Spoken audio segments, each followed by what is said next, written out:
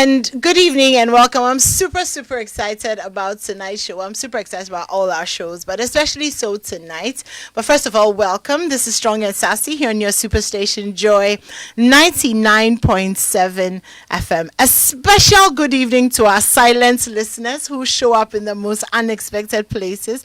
I'm so grateful that you choose to stick and stay with us. I know you could be anywhere else, so we love you so much for that.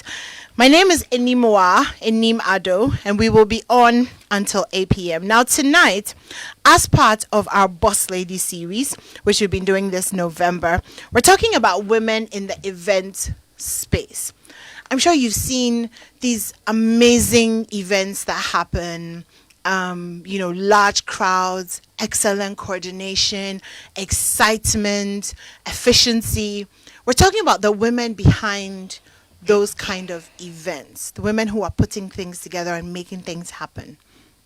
So that's one aspect of that conversation. But I'm really excited as well to have a lady. This is the first time she's joining us. She is a photographer and the owner of imagesimage.com. A very good evening and welcome to you, Senyo Ejom. You're a good student. I love your name. I love your name. You're a good student. Also joining us on Zoom is Whitney Boachimensa. She's the managing partner for Innovations Events WBM. Also the co-executive producer for the Three Music Women's Brunch and founder of My Dear Sister's Keeper GH. She will be joining us on Zoom in a second. But Senyo Ejom. Yes, love. Let me start with you. It's so rare to see women behind the camera. First of all, I think a few years ago it was almost didn't exist. Yeah. But now it's kind of, It's getting one there, it's here, becoming one like- there. Yeah. So let me start from the beginning. How did you, of all the things that you could do and choose, why did you choose this? Why did I choose this? I've said this story so many times. I hope I stay consistent. So why did I choose photography? Because I growing up, I was an introvert, very quiet. And at an age of, I think, 8 years, I discovered the camera. Yes, my Uncle George gave me a camera. And hi, Uncle George. Hi, Uncle George. How are you? Hi, Uncle George. So Uncle George gave me a camera to take along. My father was taking me on a trip to Russia back then. And then he gave me a camera. So I think I kept the camera. And thank you. And my mother had these very notorious active helps. Okay. But she somehow really trusted them. Okay. So I took a photo of some of the things they did. And when the photo was washed, she saw them. And I liked the effect. And I thought, wow. This is a silent lapo. I'm telling you, they broke samples. Very silent lapo. Lapo. Like, whoa, you haven't said nothing. I was at peace because I'm one person who gets bugged a lot by what I do. Like, I'm very super cautious. So I don't want to cause another sadness. So, oh, Charlie. I didn't open my mouth and people are in trouble. Oh, God. Wow. So the 8-year-old me fell. I fell in love. Savage. Honestly. Oh, wow. You fell in love with the fact that pictures will tell stories and you don't have to open your mouth. Like, perfect. But I was also I've been born in an academia family, but a very entrepreneurial family. Okay. We don't care about your media appearances and all. Charlie, how much do you have? Is the bottom line. And so growing up, like you said, the camera wasn't the in thing, especially a woman. And for that matter, when we were growing up, still photography was not regarded. It was more, they respected the videographer with all those, the big camera. Cameras and stuff. Yes, and besides, our family photographer was riding a bicycle. Oh. So and There's then they no used to hope call for you. photo. Yeah. Charlie. So look at me. I mean, like, make I go ride. No. Riding a bicycle and So- hello, sister photo. Can you Photo. imagine? So, like, seriously, photography wasn't on my not- mind. But when I got to 14, I read a book. Was it Dazzle? There were 3 photographers. Okay. And one did automobile, one did societal events, and one did food. It was the food that got me hooked to today. Wow. So he had a commission. And he was supposed to have shot for a chef, a French chef. And then when the chef went through, I mean, as a proper photo session, you should have a session with the person, talk about their ideas, meet halfway, what is doable, what is not doable, what will be apt for the person, and all that. So in that session, when the Frenchman came up with the chef came up with his concept, the photographer listened attentively and said, "Okay, so just on the day of shoot, bring me the full bird." Like he was like, "No, I'm a French. Listen, I have special vegetables, special temperature," and then they said, the man said, "Cooking is your turf, capturing is mine. It's mine, yeah. So let me do the work." And the chef obeyed and said, "Listen, if it doesn't turn out well, I'm not paying you." By the time the chef came with all the vegetables and all the accoutrements for garnishing, this guy had spent the night, and mind you, I love cooking too, right?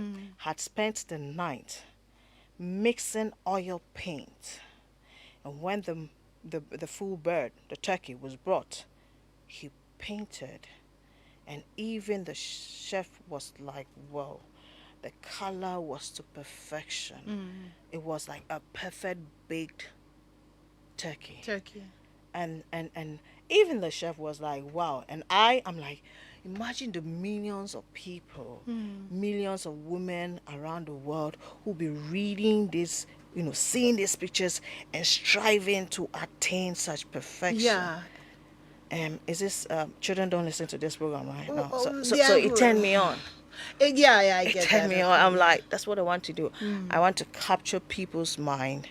I want to blow their mind. Like, I love that. But I want to do it very subtly. I don't want to be noisy. I just want to drop it and walk. Drop it like it's hot. Drop it and walk. I like it. So from age 14, then I made a cautious effort. But I mean, in the 90s, as liberal as my parents were, I knew they were not going to pay all those thousands of dollars, tens of thousands of dollars for, because photography education is It's expensive, yeah. So I had a friend, Nicote, who was into NAFTA and all that at the time. And he said to me, "Listen, yeah, your parents can afford it, but they won't do it because it doesn't just fit in this time of generation. Yeah. So this is what you can do. Teach yourself." It wasn't now. Internet is common then. No, it wasn't. internet. No YouTube, So, none of that. 99 thereabout. So he asked me to get magazines, watch a lot of feature films. When you're watching the films, when you're going through these magazines, look for images your spirit yearn to attain. And when you see images, try to be able to tell the angle, right? What do you see in the story?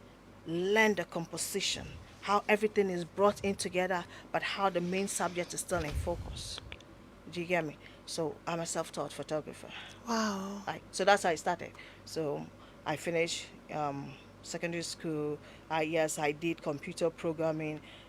Listen, I've done business. I've read business. I'm a trained journalist. People don't know that. Wow. And I just finished my master's in business administration. But it's just That's a weird mix of things. and that's the thing, as a photographer, and it's very sad, but in this part of our world, when you see you're a photographer and being a woman, you're first seen as a fine bimbo, and then photo dear Charlie, they use your break, I just they press. Press, yeah. But you see, photography is to attain that respect that you walk into your room, you have your command over things and walk away. You should always be reading. I'll tell you one of my my downs moments, Okay. my most humbling moments in photography was in 2008. Yes, 2008. So I had done a commissioning for MTN. Okay. I was covering the golf. They had some golf tournament, and then I mean that cover. I have this sports magazine, Sports Unlimited. It's a sports photo journal, and I mean that cover was so all over town. I was feeling myself, Charlie, hey. Right. Then a very good friend of mine, and that's it. Photography went down work can get you places and can get you certain people that you wouldn't, just be on first name terms with you. So the then MD of Calbank, Okay. Frank gives me a call. Say, "Hey, my dear, where are you?" I'm like, oh, so come over if you're free. So that's Calback, the former Calback MD. Actually, I got there and said, hey, how's business? So, hey, did you see your photo? I said, hey, that edition, so I called you. I was saying, the way I respect you. I was like, what do you mean? Everything, color, everything was on point. I used my best illustrator to forget that thing. Hey, I listen, do you study golf? I'm like, hey, Frank, don't Where are talk we to me like going that. He with said, this? humble yourself. I said, okay. I don't think he will remember this, but I remember, right? And then he said to me, listen, and I apologized to the PR and all of the Asantehene. But he said, did you see the club that Santahini was holding, and did you see the session of the turf he was holding on of the course he was holding on? That's the wrong club. You should know better. Wow. The details. So as a photographer, You have to like you should always read on. you and Club dear, like Sure. what is the connection? You're coming to take a picture. That will be your next gig. Yeah, yeah, yeah, The yeah, people yeah. you may have worked for, you may have been lucky. They were so taken by your storytelling, Yeah. taken by the way people accepted it. But your next gig has who is yet to Details. pay the money Yeah, yeah, yeah, looks yeah. at that fine details, and that humbled me. And till date, so people, I go on commission shoots and people think I'm just too much. I'm like, yeah, I have to too much because at the end of the day, my name is on that photo. I bear the sole responsibility. Do you get me? So you're going to take an editorial photo of a doctor, and he still has his watch on or a bracelet on. Meanwhile, it's supposed to be like a theater thing. My guy, do you wear Details. watches to the When you're theater? going to yeah. Do you understand? And you should have read. You should have read this. Do you get me? You're shooting a baker, and then she puts on her cap, some style beat, Charlie. Madam, your hair is showing. Oh, I hope you don't mind. Can you stand the bashing that you are not looking kept? Do you understand? So, as a photographer, you always have to keep reading to be informed. Do you understand? Yeah. Sometimes certain colors can even mean something. So you're going to shoot about somebody, you know, it's all you. And that's photography for you. Wow. I wasn't expecting all of that because we kind of feel like it's not that it's easy, Pressing. but it's not doesn't require as much. But I yeah, sure. It's because of the genesis of photography in our part of the world. Of the world, yeah. So you see, photography in itself is an elite practice. Okay, but what happened is those who brought it had to recruit helps. Okay. Okay, people who were not maybe in that social standing, and then gave them education, on the job education to learn photography. So they were apprentices, and it got passed on, and photography is seen as just that. It's an apprenticeship. Nothing that's deep and You but know. it's amazing. I mean, you see some of the pictures these days and they just transport you. Like I mean, you were talking about how much you like the food pictures. I look at food pictures and I'm hungry. Yeah. Like because they're But taken then you so also well. look at most. Forgive me, Charlie. But you look at 99.9% of our food shots here, and you're amazed. There was a project once when the person that was assigned for the company to cook for us to shoot, when she gave the list, she gave salt. I'm like, how do you put salt into something you're going to shoot? You know why? Why? Salt kills color. Oh, does it? Never knew. Okay, so I know this because I'll give you a typical example. They always have this soup called aguzomi. It's done with the blood of goat. As soon as salt is dropping, the color redness. dulls. Yeah, Abeku is like, you see, you learn something new every day. So how are you going now? Who is even going to taste that food? Exactly. But I mean, you're thinking if you're a chef, then for you, taste is everything. No. But then Listen, if you're taking a chef, picture, if you're a chef, then you have to know your job is the first job is presentation. for where you are if you're not going to land it on anybody's table. No, I mean that's what I meant. That maybe their So we minds don't even deal were. with the chefs here, So yeah, so it's just all boils down to, and the people who have taken over gradually, we are having the caliber of Of people that yeah, deserve to be in that space. That should not deserve. but Deserve should sounds be in condescending. Yes, that that space. should be in that space. We're getting there, and so we're sort of looking a bit too cocky, sort of. But hey, if we get a job done, we get it done. I'll come back and talk to you about prices.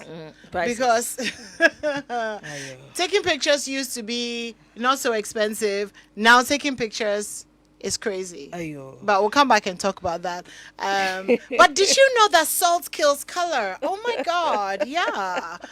That's for my Choba diary. So You when, see? when I'm going to take a picture of the fufu, I'll add extra No, salt. you The won't picture add. is like, And the it's a color is picture. already killed. You But also have to watch the time and the temperature. the temperature also Yes. affects the Listen, picture. some of the foods you see, but of course, temperature affects color. But of course, Did you know that? Yeah, I mean, Wow. come on, I didn't know that. science. I mean, look at your veggies. Please, some of us are science, it didn't science. But so yeah, that's it. Photography is a lot of science. It's a lot of science and literature. You have to, calculate your lighting. What is the effect you want? Yeah. Then the literature. What is the story you want? Then To tell. there's the advertisement, the call to action, and all that. All of those things, yeah. You understand? Yes. So, some of the foods you see, especially when it has to do with meat, what the pros use, they just use a torch. A torch for what do you call it? For the goldsmith and all that. Yeah, that's how they used to bend those meats There's and all. a name for it. I forgot It's it. it's a torch. It's the one that the fire comes out of. Yeah. Yes. There's a bougie name for it. Oh, I just there can't- is, huh? Yeah. Oh, You see, you're learning Hey, I just learned. something. Even though we didn't know the name, but You anyway, know, but we know there's another let's name. right. Let's Yeah. go on Zoom and talk to Whitney Wachimensa, who is also joining us. Hi, Whitney. Good evening. Good evening. Hi. How are Thank you? you so much for making time to join us. Thank you. All right. So we're talking about women in the event space, and you do a lot of different things. So I think we were really just interested in what the dynamics are, what it's like to be in that space, and what are some of the challenges that you face, in or you faced in becoming who you are today. Ah, where do I start from? So I am first generation, whatever I am doing now in my family. Okay. I come from a family that is predominantly very white collar job people. So my doctors, lawyers, politicians, that's the kind of family I come from. Okay. Then I decided that, okay, I love entertainment so much. Let me turn it into work. But prior to that, I think most people just assume that I I've been an events person my entire life, but I've done corporate. My background actually is broadcast journalism, Oh, okay. and I have a degree in marketing, in communications, and in PR as well. Recently, I've added a double executive program in entrepreneurship and business leadership to it. So my family can be proud. I'm so brainy. I'm not just into entertainment. I'm doing the other things they would Yeah. have wanted me to do. But yes, I'm first generation of what I am doing. And my space, if off the top of my head, if I'll say the biggest challenge has to do with the fact that I'm a woman doing what usually a lot of guys would do. So, Exactly. for instance, mainstream concerts protocol, mainstream concerts, it's a lot of guys you find in that space, and the ladies in that space, we are just but a few, Okay. and we are all gunning for the same thing, same space, same sponsorship, same partnership, and all that.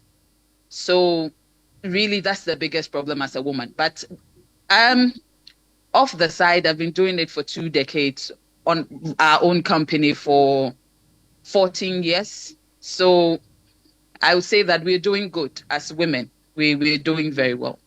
Yeah, I mean, you talk about being in a space that is dominated by men. And then, of course, there are a few women, and you're kind of all looking for the same thing. But what's that really like? Because we hear people say, "Oh, I work in a space and there's a lot of men." But what does that look like on the day to day, or from meeting to meeting, or pitch to pitch? What does it actually look like when you're having to go against men who? Okay, I'm not gonna make any statements about men who. I'm just gonna say men. let me just leave it there. So, what is that like on the day to day? What does that look like? So, where typical society, a man would just get up and he's going to work, he's in the space, he can work till midnight, 2 a.m. and has no qualms. For a woman, that is doing that plus a whole lot of other things. So you have a family, you have kids, you have other things apart from the fact that you are also in the space of, I need sponsorship for events, I need partnership for events. So it becomes a headache for you trying to fit all of this into the same space as what men will also do. And you also want to tell yourself that it isn't a hindrance as much, because we've told ourselves that what the men can do, the women can also do. Yeah. But we're being realistic by doing that plus other stuff. So if we have a bit, it means that I'm probably waking up earlier than I would. I'm getting kids ready for school because I am very hands-on like that. Okay. And dropping them in school before I even decide that, okay, I'm heading towards wherever I have to do my bit. When we are working as well, fortunately, and that is where maybe for some of us, we are very fortunate. Yeah. One of the biggest hurdles you can cross as a woman in my field is, especially if you decide that you're settling down, is to have a partner who gets what you're doing.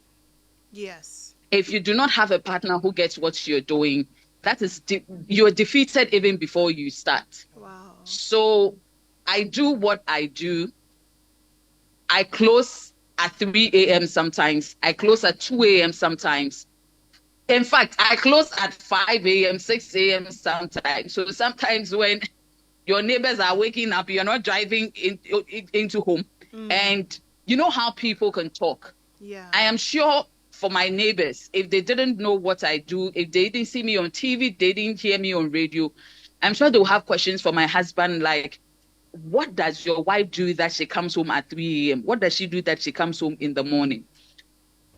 Initially, it will be very hard. I won't lie that it was hard to take it that you have a partner who has moved from a 9 to 5 job and she's now doing 9 to no time, because events sometimes do not have time. We know how events work in this country.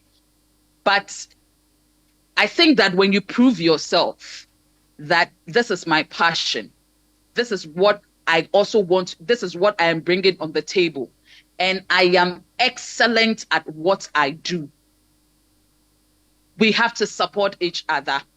It becomes easier for you. And it becomes easier for the other person too. So for me, that has been the winner for me. Okay.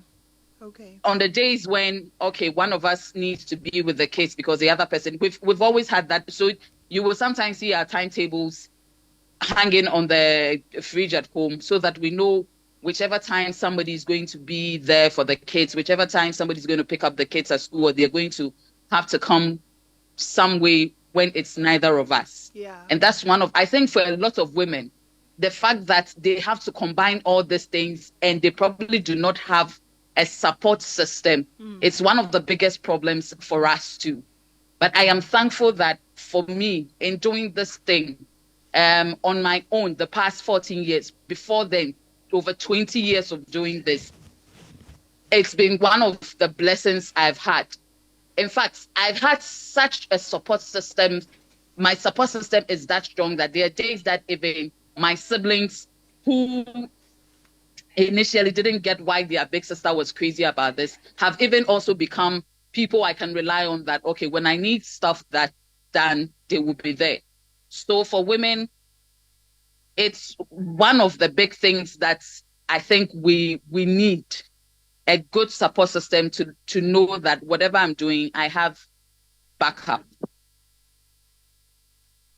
Okay, let me come in studio, and Whitney talks about support systems and partners, and how the person that you're with will either kind of move you forward, or and it always makes me sad because when I'm talking to men, it almost always kind of doesn't come up because for them it's kind of like, well, I'll do what I got to do. And Like, have you ever heard they said a man is late because he had to drop his children somewhere? Like, really? Yeah, but like, I had to come here, right? But I wanted to bath my daughter myself. I wanted to come here and be happy knowing that, like, I bathed her, you know. So, yes, why is bathing hair so important? because I think it's one of the most intimate things as a woman. I think for girls, I just sometimes I don't think, and she is as young as she is. I can see that she doesn't like to expose herself.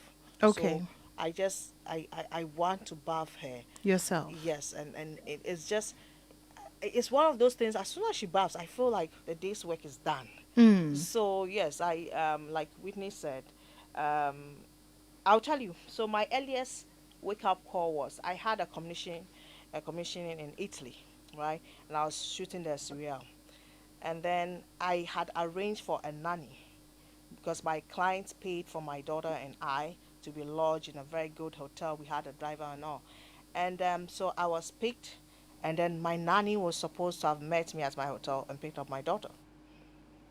The person didn't show up. I kept calling, kept calling. Are you going to tell somebody who spent millions to pay ticket to get hotels and all that you missed a match? You missed the very first match, and it was Sassolo and one other team. I I just the driver was looking at me. I said, "Let's go," and I sat in the car. My daughter was on my lap. I was just looking forward. We got to the stadium. I took cloth and I strapped her That's all. at my back. So I went to the gate, and ideally I should have just walked past. So immediately security and everybody ran because first of all, look at you, this black woman in Italy. Like, do you understand? I Yeah. mean, in football at certain levels, as much as yes, for that day, I think I was about the only woman on the pitch too. So like, they stopped me immediately. Said, "No, mother, baby, no." I said, "Me, field, I have to shoot. Me, nanny, no come. What do I do?" And they don't speak English. I And don't that's get when it that. occurred to Yeah, me yeah. that in all sports events, there's no provision for mothers in all coverage, whether it's the Olympics, whether it's Syria, whether it's Ghana League, oh yes, the Ghana League, whether it's the the US, whether it's Premier League. There is no provision for mothers. Wow. So Do you get? how I did you do it? well, so I told them I needed to shoot because my player was on the pitch, so I had to shoot. So they said to me, okay, then they would not allow me onto the pitch because as as soon as they allow you, you are their liability. Like they have to bear liability for you. Anything that happens, they have to, take it on. So they would rather I go off the pitch and onto the first line. So they cleared everybody so that when I pan my camera, there's nobody in my Okay. shot. Yes. So, but and I said to them, and they thought that they said it in a way that would turn me off. I said, "Very good, magnifique, very good. Listen, that will give me unique angles." And they're like, Wow. Who whatever. is this person? Yeah, so I tied my cloth. I had my child behind me, and I shot 90 minutes. I shot during the, and she slept. Can you imagine? She slept throughout all those noise. She slept. So yeah, she slept. I went through, 45 minutes. I fed her. So I went onto the pitch with all my accoutrements. Yes. So, so that's it. Like Whitney said, the first point of call, yes, having a family, starting a family becomes the other challenge.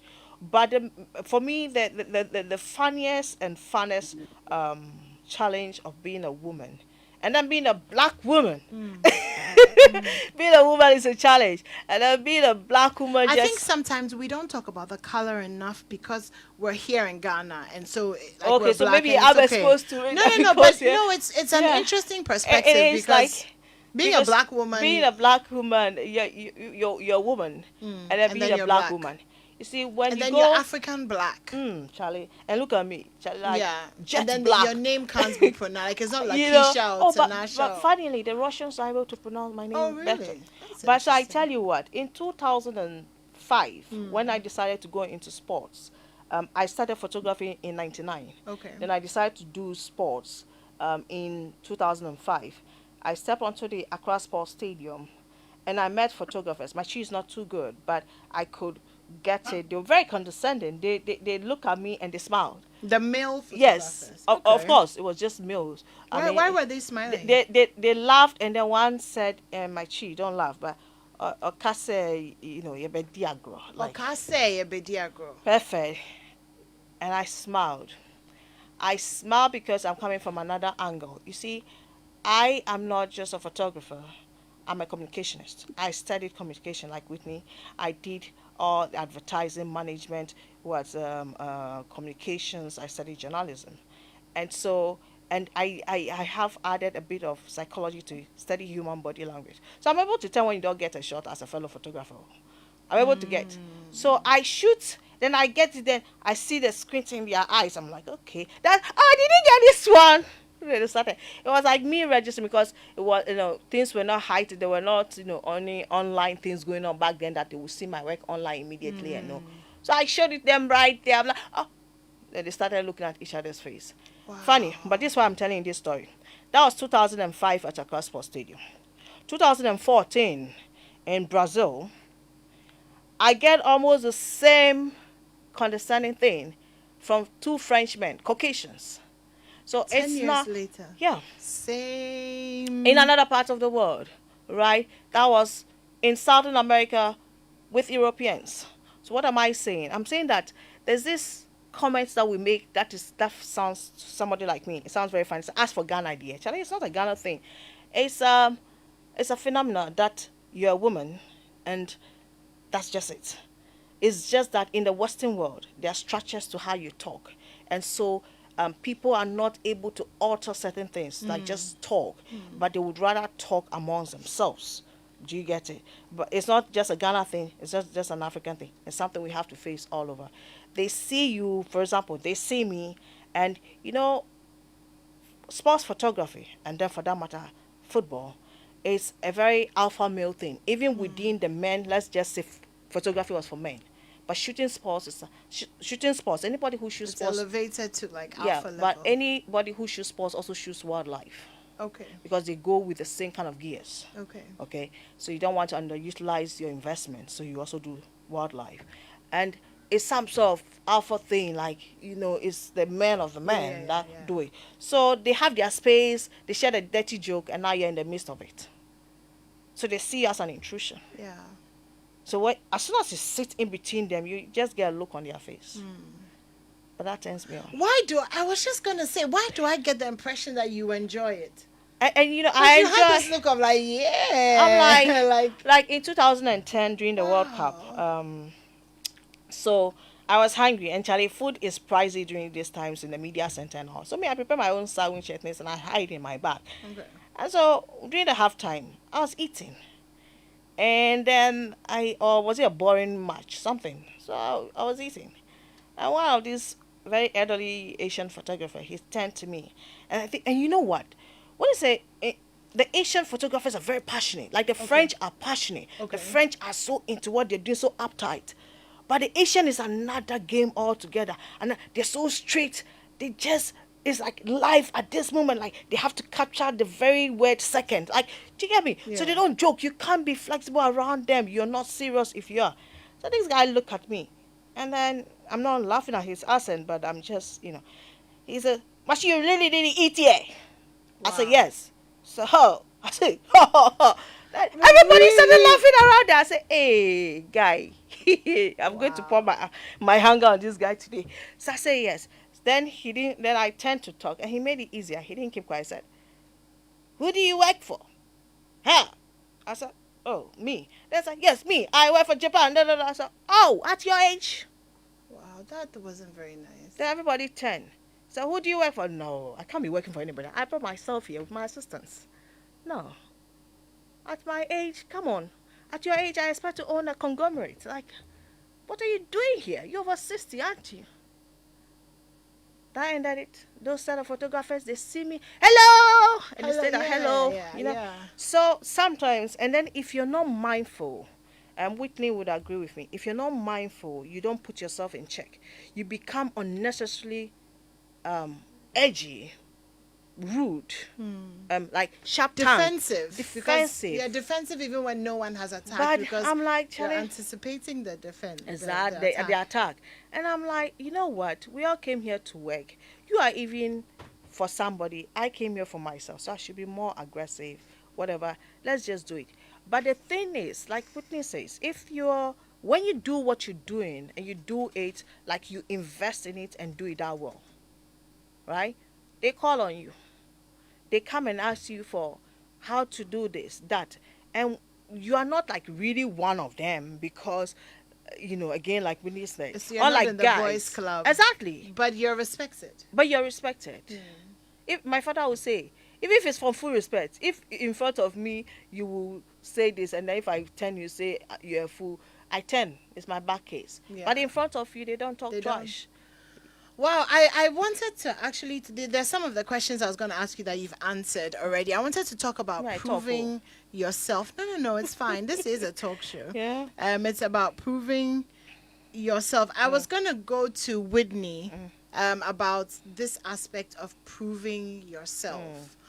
What has that been like for you? Because I'm figuring that you're at the point where you've earned the respect.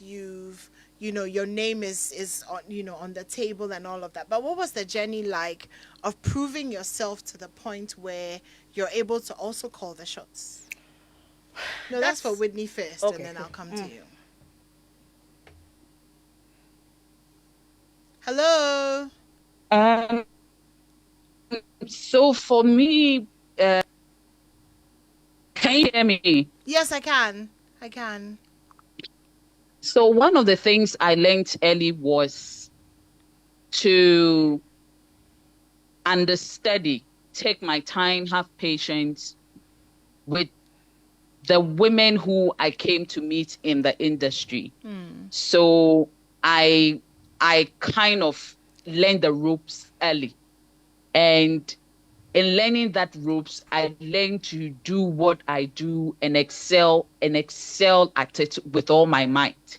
So, for instance, because everybody knew that I had already been on projects as far back as Joe Thomas concerts, and they knew my capabilities. I remember that concert. It was easier. Wait, Okay. Whitney, wait.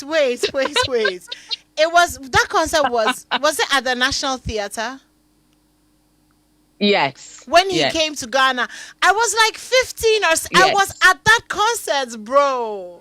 I was totally at that concert, and he sang "I Believe in You," and my friend Lulu and I fell in love, and we're like, "Oh, this is it." This is Meanwhile, my father didn't know. So I you was see how long we've been room. doing this, how long we've been at this. That's like 20 something years ago. yeah. Yes.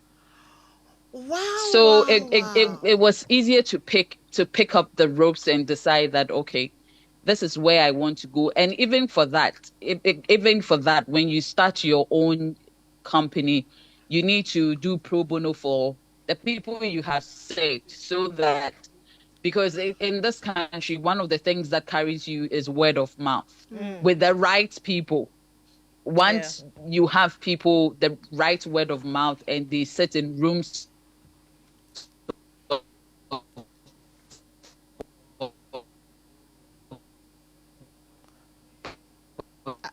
we're opportunities, okay. and they enter into doors that will open for other people. They easily mention your name, and then you pick up from there. And just to ship that.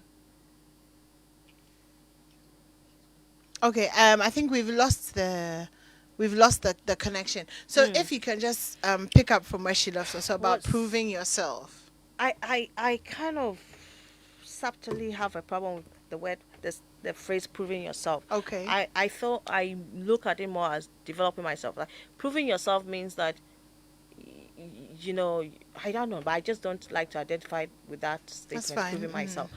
I have So let's I put let's chose put the to earning a seat at the table. I chose a field that really, why are you there? If when you find people or you find women or men in certain professions that are predominantly known or identified with the opposite sex, if they are there, automatically they're good. Okay. That's what people need to know. Okay. If what are you doing, an English person doing French, if you don't have the gift, why are you in the French class? Yeah. Why are you in the university studying I French? get what you mean. Yeah. So I justify, not I don't prove. Okay. I justify why you choose me. I study a lot. Okay. I need to know. I go very strategically. I study a lot. Those ones that were late for a training, a black star training, Okay. and I think that was the time that the all black, all Ghanaian technical team was put in. And I my think I boys were remember all, that one. yes, Yeah. my boys were all jittery, and then when I got it, the national security people, one spoke, I said, "Oh, Davi, like you're late. Oh, they've taken all the photos I've left you." I smiled, and then my boys were so down, and they were looking because I had a presentation. So I was obviously the one who made the whole team late.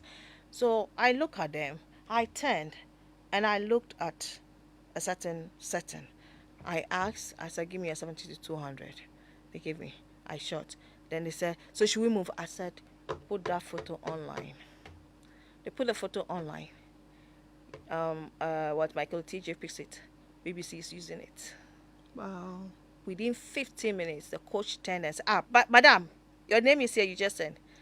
It's about learning that it's not about taking those many photos. It's not about doing those many works. It's one picture. With what It's you put one, in yeah. in your work. So it's not about proving myself. It's about investing to command the following. I get that. Do you understand? Proving yourself is like you have to like tell somebody, no. I don't live to prove myself to you. I look at myself and I should have that confidence in my work. I don't prove to nobody. That's how I live my life. If you decide I don't know something, That's I don't fine. mind. That's fine. Do you understand? I don't mind at all. I tell my sisters, if one person didn't, my sisters, my siblings, if one person didn't tell me something, no, don't worry. The person doesn't want to worry me. They think I don't know. So I can't help. So I don't prove myself. I live, and that's the thing about being an artist. You need that space to go far. You don't need to, and that's the thing I really want to pass on to those in the industry, whether young or old. Sometimes they get carried away by other people's works. Be inspired, but don't feel the urge to prove. Be inspired to put in, but don't feel the urge to have to prove. Actually, because somebody once said something that consistency is not necessarily an evidence, or does not necessarily depict that the person's making it. The person can be taking photos of this and that. Is he even charging? Is he getting the money? Stay in your lane, learn, be inspired. And that's the thing about art. I'm not talking about photography. I'm talking about The everyday. arts in general, yeah. Yes. Art is within. Art is almost, for want of a better word, is spiritual. Because sometimes you look at a person's artwork and you wonder what came into their mind. You look at Whitney's setting, some of the table setting, you're like, okay, so how did this woman know to put this, to put this? You have to be at that place where you're at peace with yourself, where you own your space, where you just have to think. But if you're looking behind your shoulders, and you're, hey, what are they doing? It's like you're running. That applies to so many things. That's what I'm saying. I'm not talking about music, photography. it's so, I'm so talking about many life. things. Yes, even just life in general. I'm talking about life. Yeah. As soon as you have to prove yourself, you are turning your back. You shift your focus. Yes. Yeah. Imagine you're running. And you keep on looking back. Or trying to see, where's this person, where's this person. No, focus. Focus. That's how I always tell people that I live my life like I'm playing golf. Golf is not between two people, it's between you and the course, the turn. You have to overcome the obstacles and all that. That's You have to overcome the obstacles in your chosen field. Anymore, who do you want to, who inspires you? And I don't do like, I don't have role models. Yes, because we tend to now become copycats. Yeah. Instead of being inspired by the person, just a session. How did you know of the person? Why is the person relevant to you? Not because they're beautiful, they're huge and tall, but because the person is into broadcasting and has earned a seat at multimedia. And so focus on that. Don't go digging into the person's life and how they learn. Then you're copying. Do you understand? So you learn to be inspired by people. So I want to be like this. There's one woman who inspires me. She's not blown. She's called Anne Libovis, right? She's not blown by. She's a photographer. She used to be Sounds with say familiar, yeah. Rolling Stone or yes, and she's not blown by gears. You know how people like to have the whole gear here, there. No, as soon as I see Anne Libovis photos, I know. You know, she shot. She was one of the first photographers that shot Serena Williams' first pregnancy. When I saw the photo, I was like, "Oh, Anne shot this," and they were like, "Ah, but you didn't reach." I said, "Yeah, it's so simple, but when you sit down to take it, then you will know that there's been thought put into it. It looks like some point and shoot, right? It looks like she just clicked, but when you sit down, you see how even toned the lights were. You see the composition." And she said one thing was, she said she was going to shoot somebody, and then at the time the person was getting some media bashing. She was on fire, so she turned and she was like, she wants to say that story in her photography. How can she say? Then she remembered that there's a refinery around. So there was blazing fire coming from, you know how there's this outlet. So she took the lady there. Or was it that there was a car explosion? But literally, there was this fire behind her. And she shot the person. So the person is literally on fire, right? Very simple photo. Yeah. There was another to where she talked about a woman lying on a bed of roses. Like that's how the media perceived her life. I think she was an actress who was now married to the top actor. So a bed of roses. So she made them pour roses on a bed and she lied in it. And said she's believed to be lying on a bed of roses. So Simple. very that's how I shoot. Yeah. And I take it into sports too. I take it into everything I do. I tell people, when I'm shooting Gata to Gata by some 11-year-olds at Nima, the same passion I will use shooting Germany, Brazil, or wherever at which World Cup finals. It's the same energy. Because what we don't know is imagery, when done well, costs about the same price. That's true. That's wow. I wish we had like another hour. Yes, see. I really, really, really wish that we do, but we don't. Our time is up. But thank you so much for joining Peace. us My tonight. pleasure. It's been amazing, and thank you to Whitney. We lost the connection at the end, but Whitney, thank you so much for joining us. We're grateful that you can make time. And Senyoe Job. You're a good student. I Say love it the again, name. say it again. Awusi Adadevo. Those have been my guests for tonight, women in the event space. And it's so interesting. I'm walking away with the mindfulness that you have to be intentional. You have and to be intentional. focused. Very deliberate. Yeah. And you have to invest in yourself so that you can give the best. So thank you so much. Thank you so much to the entire team. We'll be back next week. Our last next week will be the last series, the last day of the series, talking to our boss ladies, and then we go into December. So Christmas is coming up. But thank you guys so much. You can watch the show on Facebook if you missed any parts of it. Also on YouTube, if you missed any part of it. My name is Animwaa Anim-Addo. We'll be back again next week, God willing, at 7 p.m. Faustina is coming up next with the 8 o'clock news.